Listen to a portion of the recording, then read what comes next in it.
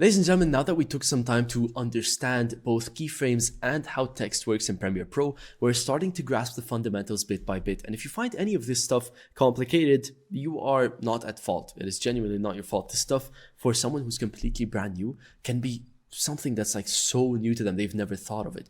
So if you're someone who's completely new to editing and you're finding this stuff complicated, it's totally okay. But if you're finding it pretty easy, that's also good news. Both of these things are completely natural. Some people are naturally going to find them easier, others are going to find them a bit more complex. But with this being said, the things we're going to be covering in this course today are very, very easy and very simple. And you can look forward to our actionable step right after this course, in which we're going to be practicing all the things which we learned in the previous courses. So what are we going to be covering today? Today, we're going to be talking about audio, music, and how we can use music inside of Premiere Pro and how we can import music. So let's go ahead and dive right into it. The first thing I want to explain for you guys is the audio meter. The first thing you need to understand about audio is audio works in decibels. So the louder an audio is, the louder it's going to be on our audio meter. The lower the audio is, the lower it's going to be on the audio meter. Now, a lot of people, the biggest mistake they do when they first import audio into Premiere Pro is they play around with the volume too much, and it's either too loud or too low, and they mess around with that. So I'm going to give you guys a good guideline today on understanding how audio works. But audio inside of Premiere Pro is pretty simple. When you play it, you can hear it and you can see how loud it is. Now, how do I change the volume of the audio? Well, all you have to do is select it and right click, and you're going to get a bunch of these very, very big, huge menus. And you're just going to go over to audio gain over here, and you can click on it and you can adjust a few things.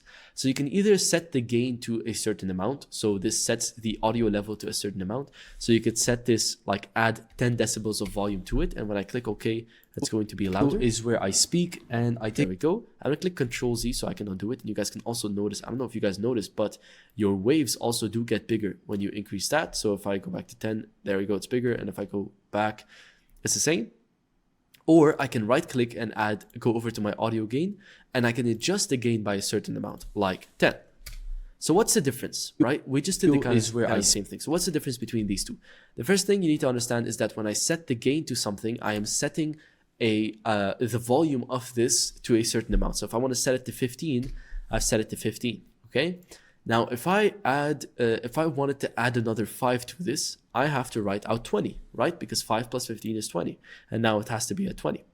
But if I wanted to, let's say, if I wanted to do this another way and the gain was at 15 already, I can right click and I can go to audio gain and I can adjust the gain by 5, which means it's going to add 5 to it. Or I can right click and I can adjust the gain by -5, which means it's going to subtract 5 to it. So what setting the gain to means is it allows you to set the audio volume to a certain amount that you type in. What adjusting the gain means is it affects the volume of the audio by the value that you type in. So it either adds 5 or subtracts 5 and so on. You could just think of these as simple as one of them sets the volume and the other one adds or subtracts however much you want.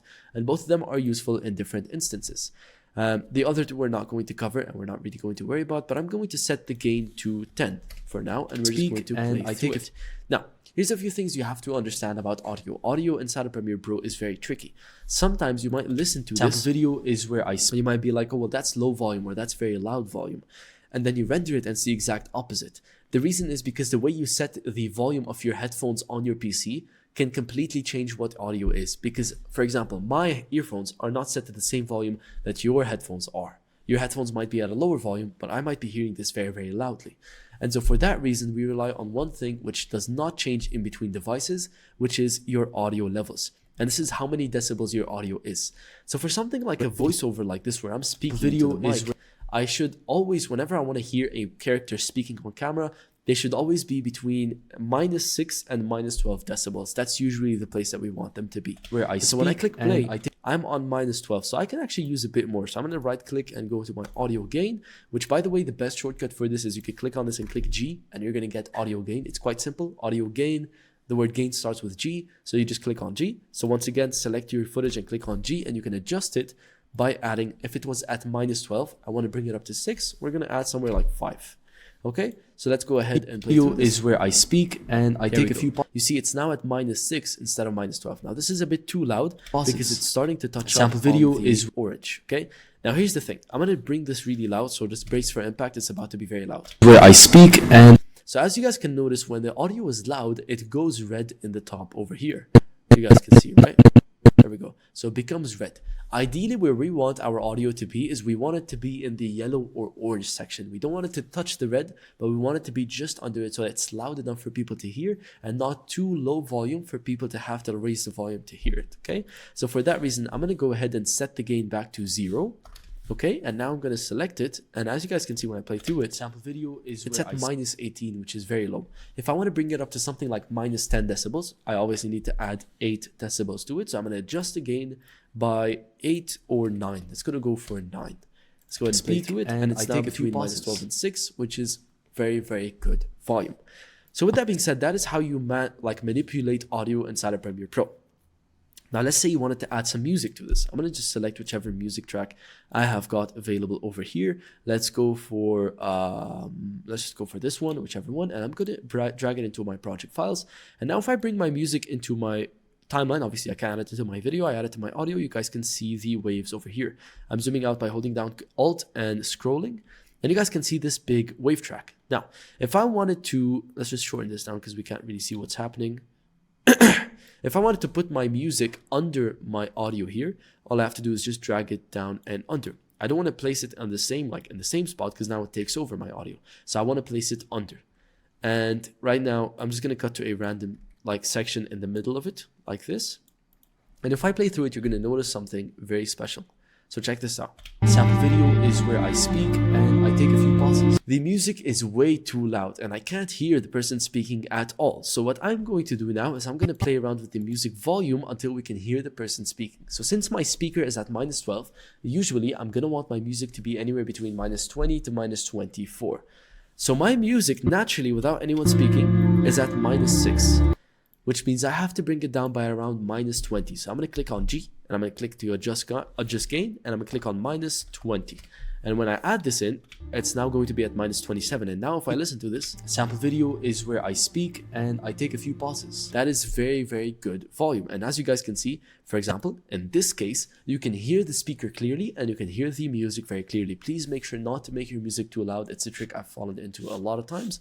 And please make sure to keep your person or your main character's volume very, very loud and audible. Sample video is where I speak and I take a few pauses. And we can just make a cut right here using our razor tool and delete the rest so we can have a cleaner cut. And that is how you manipulate audio inside of Premiere Pro. So one more time, let's quickly revise everything that we went over. We're going to undo it all until we go back to our original clip. So let's just make sure that we change the audio gain back to 0. If I've got my audio inside of Premiere Pro, the first way I can track my audio is using my audio meter down here. Sample video. And the two things you need to keep in mind is for your music, you want to keep your music at minus 24 and you want to keep your speaker's volume, your main speaker, at somewhere around minus 6 or minus 12. Okay, ideally at minus 9 would be pretty solid. How do you change this? Well, you listen to your speaker, you see where they are on your audio meter. Sample video is where I speak. Mine is at minus 21, which means I'm going to add around 10 to 11 kind of decibels to it. So I just click on my clip, I click on G to open up my audio gain meter, and I click on adjust gain by, and I just set this to something like 11. And now, I take a few pauses. I can hear my speaker. Sample video is where I speak. The second part is if I want to add in any music and I drag it into my project files and drag it into my under my audio, and I can now see it. So let me just quickly cut to the center of the song. Right? If my music is too loud, I first need to listen to the music without a speaker to assess how loud the music is. And the music is around minus 3 or minus 6 loud, or minus 6 decibels loud. So I can just click on G and I can adjust the gain by minus 20 to get that minus 23 or minus 26. Sample video is where I speak and that sounds a lot better. It's very important that we don't rely on the ear and rely just on what we're hearing. Instead, we must always rely on the audio meter because this does not vary between devices, okay? And so with that being said, that is the fundamentals of audio. You can also get access to or see audio information by clicking on your clip and going into your effect controls down over to your volume, and you can see the level or the decibels, and you can adjust that here if you prefer. And then you can also keyframe it, and just as we mentioned in the last time, you can add some pretty cool effects with your audio, which we will be looking into in the future of this masterclass. So with that being said, that is pretty much everything in this course. You learn how to track your audio and you learn how to use music and how to alternate and manipulate your audio inside of Premiere Pro. Okay, so over the last 3 courses, we learned our text inside of Premiere Pro, we've learned the keyframes, and we've learned the audio.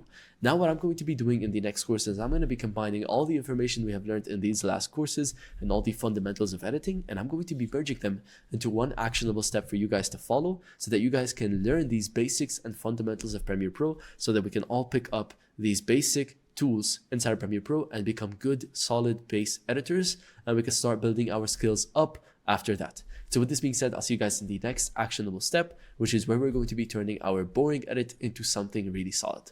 See you guys there.